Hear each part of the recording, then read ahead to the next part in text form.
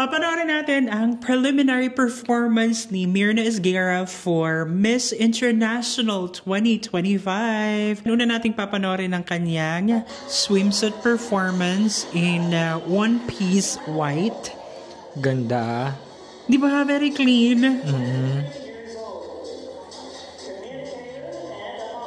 Wow. Very soft. Morena Barbie.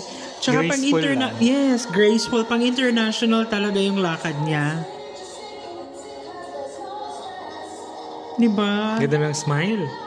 Ang linis. Sobrang nakakatuwa na kahit na hindi ganun kaingay yung Miss International as compared to Miss Universe ay talagang todo bigay pa rin si Myrna sa kanyang mga outfits, sa mga OOTDs, and even to this preliminary end. Papanoorin na natin ang kanyang evening gown performance.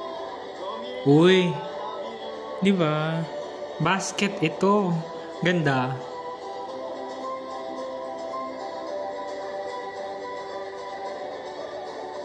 Very touch of Philippines yung kanyang evening gown. So, tayo na lang ang mag-VO. The evening gown was designed by Rach Sabinian, shining in a radiant color of the sun in the Philippine flag, symbolizing life, hope, and the enduring brilliance of the Filipino spirit. The bodice is breathtaking fusion of hand-embroidered sulikia motifs and delicate calado, detailing marrying two pillars of Filipino craftsmanship.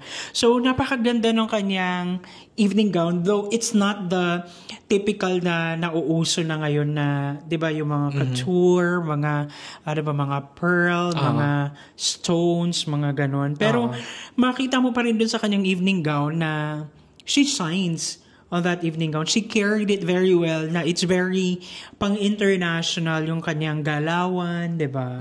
Yung tipong para siyang nililok. I mean, the craftsmanship kasi na para siyang sculpture. Siya mismo naging creative piece.